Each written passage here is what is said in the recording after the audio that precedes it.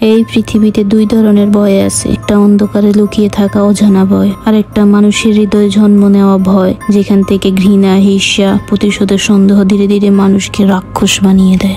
আর যখন সত্য চাপা পড়ে গুজবের নিচে, ভালোবাসা হারিয়ে যায় ভয় আর সন্দেহের ভিড়ে। এটা কোনো সাধারণ ভয়ানক মুভি নয়, এখানে ভূতেরাও ভয় পায় মানুষকে।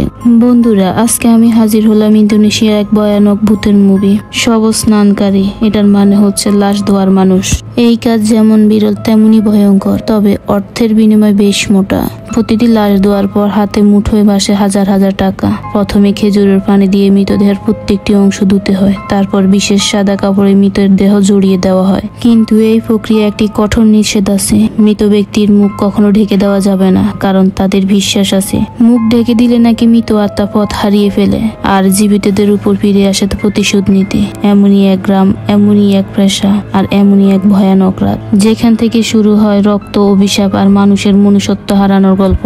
চলো আমরা এখন মূল গল্পে ফিরে যাই। গল্পের নায়িকা লাইলার মা সিটি, তিনি গ্রামের সবচেয়ে বিখ্যাত শ্রবসানকারী। কিন্তু মৃতদেহের সঙ্গে থাকতে থাকতে তার উপর সবসময় অশুভ ছায়া লেগেই থাকে। একদিন সিটি একা ঘরে যখন নামাজ পড়ছিল, হঠাৎ তার চারপাশে ভৌতিক শব্দ শোনা যায়। সে তখন ভালোভাবে বুঝেছে যে কিছু একটা এসেছে, কিন্তু সে ভয় পেল না, কারণ এই কাজ করতে করতে ভূত দেখা তার কাছে নতুন না। ঠিক তখনই তার মেয়ে লাইলা ঘরে ঢুকলো। লাইলা শহরে গিয়ে নতুন জীবন শুরু করতে চায়, কিন্তু সিটি তাকে যেতেই দেয় না, কারণ এই কাজ তাদের বংশ অধিকারের সূত্রে চলে আসছে, আর লাইলা হলো বাড়ির একমাত্র মেয়ে। এই নিয়ে মা মেয়ের বিষম ঝগড়া হয়। তর্ক চলতেই হঠাৎ সিটির হাত থেকে খাবারের প্লেট পড়ে যায়, আর দেখা যায় খাবারের ভেতর থেকে সাদা সাদা পোকা। সিটি তখনই বুঝলো গ্রামের কেউ শীঘ্রই মারা যাবে। কিছুক্ষণের মধ্যে গ্রামের মাইকে ঘোষণা দিল আদা আপা মারা গেছে। সিটি ততক্ষণাৎ দেহ দেওয়ার কাজে চলে গেলেন, কিন্তু আদা আপার মৃত্যুর চেহারা ছিল ভয়াবহ। এদিকে রাত লাইলা ঘুমাচ্ছিল, হঠাৎ উপরে সিলিং থেকে খুব জোরে পায়ের শব্দ আসছিল। সে তাকাতেই সিলিং ভেঙে নিচে পড়ে যায়। ঠিক সেই সময় তার মা বাড়ি ফিরে আসে, কিন্তু সে প্রায় অজ্ঞান হয়ে পড়েছিল। লাইলা ও তার ভাই তাকে ধরে শুয়ে দেয়, কিন্তু সিটি আবার উঠে তার ব্যাগ থেকে রক্তমাখা কাপড় বের করে, আর সেই কাপড়টি হলো আদা আপার। সে লাইলাকে বলে, দেহ বিদায়ের কাজ শেষ হলে এই কাপড়টা অবশ্যই পুড়িয়ে ফেলবে, আর মৃত ব্যক্তির ব্যাপারে আমাকে একটুও প্রশ্ন করবে না। লাইলা চুপচাপ মাথা নাড়ে। সিটি যখন আয়নার সামনে দিয়ে যাচ্ছিল, হঠাৎ দেখে আয়নায় তার মুখ এতটাই ভয়ঙ্কর দানবে পরিণত হয়েছে। সেই মুখে হাত দেয়, বাস্তবে মুখ আগের মতোই, কিন্তু সিটি বুঝে যায় তার জীবন শেষের পথে। রাতে লাইলা ঘুমিয়ে গেল, কিন্তু সে জানতো না এই রাতে হবে তার মায়ের জীবনের শেষ রাত। কিন্তু ঠিক তখনই অদৃশ্য এক ভূতের হাত সিটির দিকে এগিয়ে আসে। এরপর তার শরীরে অস্বাভাবিক পরিবর্তন দেখা দেয়। কিছুক্ষণ পর লাইলা ঘুম থেকে উঠে মায়ের পাশে হাত দিয়ে খোঁজ করতেই দেখে তার মা মৃত অবস্থায় শুয়ে আছে। পরের দিন পুরো গ্রাম সিটির জানাজায় উপস্থিত হলো। মাকে হারিয়ে লাইলা বাধ্য হয়ে গেল মায়ের জায়গায় নতুন শব স্নানকারী হতে।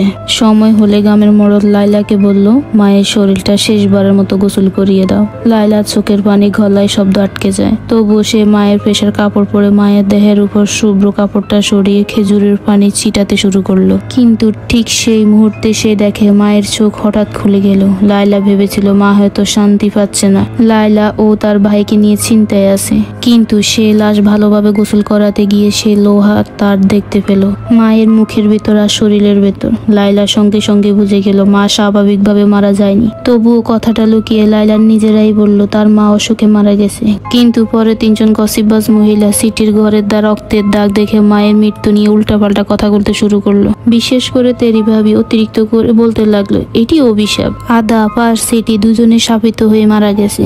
কথা বলা শেষ হতে তেরি ভাবির আঙ্গুল থেকে রক্ত বের হতে লাগলো। সে ভয় পেয়ে প্রায় অজ্ঞান। রাতে তেরি ভাবি আরো ভয়ঙ্কর দৃশ্য দেখলো। চিৎকার করতে করতে সে বুঝলো এগুলো তার ভ্রম ছিল। ঠিক সেই সময় লাইলাও ভয়ঙ্কর দৃশ্য দেখলো। মানুষের ভিড়, তিনটা লাশ তার দিকে দৌড়ে আসছে।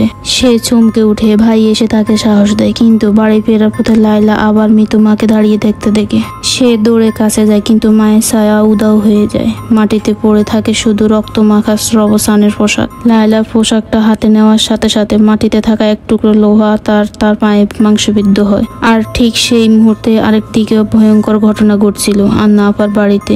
আন্না আপা দেখে আলমারি আপনা আপনি খুলে যাচ্ছে, বন্ধ করতে গেলে এটি আবার নিজে নিজে থেকেই বন্ধ হয়ে যাচ্ছে, আবার খোলার চেষ্টা করলে দরজা নড়ে না।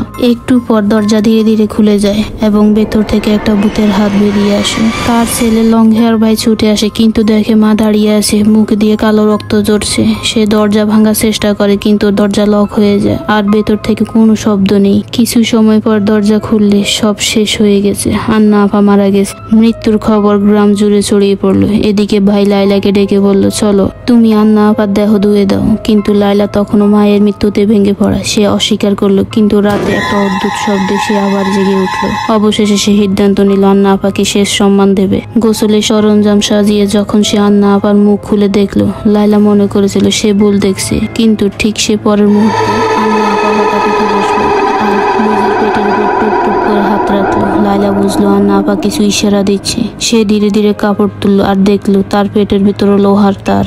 গোসল করানো শেষ হলে গ্রামবাসীরা আন্না আপার ধাপন সম্পূর্ণ করলো। পরে লাইলা গেল লং হেয়ার ভাইয়ের বাড়ি, কারণ আগের দিন লং হেয়ার ভাই কাঁদতে কাঁদতে তাকে বলছিল দয়া করে আমার মাকে গোসল করিয়ে দাও। কিন্তু তখন লাইলা নিজের মাকে নিয়ে শোকে ছিল, তাই সে প্রত্যাখ্যান করেছিল। আজ সে এসেছে ক্ষমা চাইতে, কিন্তু এখানে গল্প নিল বিপজ্জনক মোড়। লং হেয়ার ভাই বলল তার মা স্বাভাবিকভাবে মারা যায়নি, কারো অভিশাপে মারা গেছে।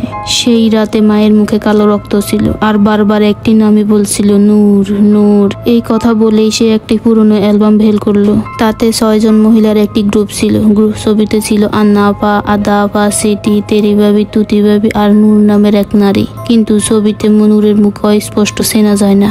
লং হেয়ার ভাই আরো কিছু খুঁজতে ঘরে গেল আর লাইলা চুপি চুপি ছবিটা নিয়ে বাড়িতে চলে যেতে লাগলো। ফেরার পথে সে তেরি ভাবির সঙ্গে দেখা পেল। তেরি ভাবি জানালো আন্না আপা, আদা আপা, সিটি তিনজনই নূরকে অভিশাপ দিয়েছিল আর এখন তারা নিজেরাই অভিশাপের শিকার হয়েছে। এই কথায় লাইলা ভীষণ ভয় পায় আর সত্যি জানতে সরাসরি সমাধিস্থলে গিয়ে আদা আপার কবর খুঁড়ে ফেলে। ভেতরে সে যা দেখলো, আদা আপার শরীরে সেই লোহার তার। ঠিক তখনই চারপাশ থেকে লাশগুলো যেন তার দিকে এগিয়ে আসতে থাকে। লাইলা ভয়ে দৌড়ে বাড়ি ফিরে যায়। পরের দিন কবরে চুরি করার কথা গ্রামে ছড়িয়ে পড়ে। লাইলা জেগে দেখে তার বিছানা লোহায় তার পড়ে আছে। এখন সে পুরোপুরি নিশ্চিত এই 3 জনের মৃত্যু একই হাতের কাজ। সত্যি জানতে সে চুপি চুপি তেরি ভাবির বাড়িতে ঢুকে, কিন্তু তেরি ভাবি হঠাৎই ফিরে আসে। লাইলা সরাসরি প্রশ্ন করে, নূর কি? তেরি ভাবি প্রথমে চুপ থাকে, কিন্তু লাইলার চাপ বাড়লে সে সত্য বলে। নূরকে গ্রামের মহিলারা খারাপ মেয়ে বলে অভিযুক্ত করেছিল, বলেছিল সে স্বামী স্ত্রীর সম্পর্ক ভাঙে। কোনো প্রমাণ ছিল না, কিন্তু গসিপ আর হিংসা মহিলাদেরকে পাগল করে দিয়েছিল। তারা দল বেঁধে নূরকে অপমান করে মারধর করে শেষে নূর মারা যায়। আর যে মহিলারা সে অত্যাচার অংশ নিয়েছিল আজকে একজন করে করে তারা সবাই মরছে। ঠিক যখন তেরি ভাবি আরো বলতে যাচ্ছিল, সে কঠিন যন্ত্রণায় চিৎকার করতে শুরু করলো। লাইলার চোখের সামনে তার মুখ বদলে যায়, আবার স্বাভাবিক হয়। সবটাই ছিল একটা ভ্রম। লাইলা সত্যটা জানতে তুতি ভাবিকেও জিজ্ঞেস করতে গেল, কিন্তু সে কিছুই বলল না, বরং লাইলাকে বাড়ি থেকে বাইরে ঠেলে বের করে দিল।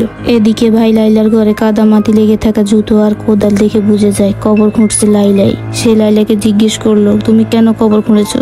তখন লাইলা সবকিছু খুলে বললো। ঠিক তখনই তেরি ভাবিও জানালার ওধারে দাঁড়িয়ে থাকে। লাইলা তাকে অনুসরণ করে, কিন্তু দেখে তেরি বাড়ি গ্রামের অভিশাপের কথা ছড়াচ্ছে। দুজনের মধ্যে বিষম ঝগড়া লেগে যায়। গ্রামে ট্রাক মাথার লোক এসে তাকে থামায়। ট্রাক মাথাওয়ালা লোক বলে নূর মরে গেছে, কিন্তু তার মেয়ে এখনো বেঁচে আছে। লাইলার সঙ্গে সঙ্গে বুঝে যায় নূরের মেয়েকে খুঁজে পাওয়া মানে হলো সব রহস্যের চাবি পেয়ে যাওয়া। আর তখনই তার মনে পড়ে কয়েকদিন আগে ভাই যে মেয়েটিকে বাসায় এনেছিল তার নাম রিকা। লাইলা চুপি চুপি রিকার বাড়িতে যায়। ভেতরে ঢুকে অজান্তে পানি গ্লাস ফেলে দেয়। কার্পেট উঠাতে গিয়ে সে দেখে মেঝের নিচে লুকানো ফাঁকা জায়গা। ভেতরে আছে সে একই গ্রুপের ছবি। আরেকটি কাগজে লেখা আছে রিকা তার মাকে ভীষণ ভালোবাসে। এই মুহূর্তে লাইলা সব বুঝে গেল, সব সত্য একদম পরিষ্কার। এই সব কিছুর পেছনের আসল মানুষই হলো রিকা। সেই গ্রামের সব মহিলাকে এক এক করে হত্যা করছে, কারণ সে চায় তার মা নূরের মৃত্যুর প্রতিশোধ নিতে। এই কথা বুঝে লাইলা ছুটে গেল তেরি ভাবির কাছে সত্যটা বলতে। ঠিক তখনই তেরি ভাবির শরীর হঠাৎ কেঁপে উঠলো। মনে হলো ভেতরের ভূত ঢুকে গেছে, আর এইবার সেই আত্মা তার শরীরে ভর করলো। সেই আর কেউ নেই, ঠিক একদম মৃত তুতি ভাবি। লাইলার শরীর ঠান্ডা হয়ে গেল। সে কল্পনাও করেনি তুতি ভাবিও মারা গেছে। ঠিক সেই সময় গ্রামে লাউড স্পিকার আবার বাজলো। লাইলা দৌড়ে গেল তুতি বাবির ঘরে, আর যা দেখলো তা তার জীবনের সবচেয়ে ভয়ঙ্কর দৃশ্য। তুতি বাবির মৃতদেহ অত্যন্ত ভয়ঙ্কর অবস্থায় পড়েছিল। তার মুখ থেকে চোখ পর্যন্ত পুরোটাই লোহার তার দিয়ে গেঁথে দেওয়া।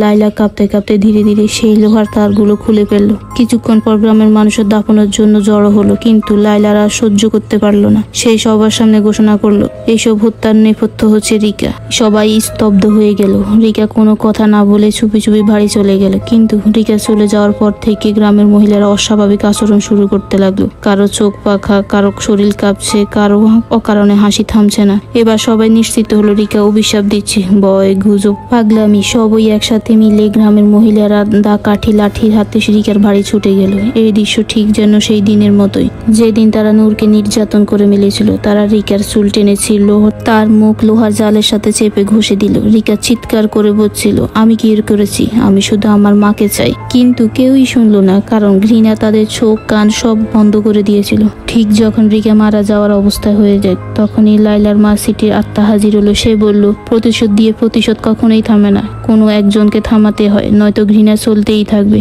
লাইলার চোখ ভিজে গেল। সে রিকার সামনে এসে দাঁড়ালো, নিজের শরীর দিয়ে তাকে ঢেকে রাখলো। কিন্তু রাগে মানুষ এতটাই অন্ধ হয়ে গেছিল, এখন আর তার মানুষ ছিল না। লাঠিগুলো ঝড়ের মতো দুইটি মেয়ের গায়ে পড়তে লাগলো। ঠিক তখনই লাইলার ভাই দৌড়ে এসে বোনকে রক্ষা করার জন্য ঢাল হয়ে দাঁড়ালো, আর সেখানেই সে মারা গেল। মহিলারা তখনই থামলো, কারণ এবার সত্যিই তারা খুন করে ফেলেছে। তারা ভয় পেয়ে চুপচাপ সেখান থেকে সরে গেল, ফেলে রেখে গেল দুইটা ক্ষতবিক্ষত নিথর শরীর। ভেঙে পড়া লাইলা একাই কাঁদছে আর চিৎকার করছে। সেই মুহূর্তে লাইলা বুঝলো, ভূত কখনো ভয়ঙ্কর হয় না, ভয়ঙ্কর তো হয় মানুষের মন যখন নরপিশাচে পরিণত হয়।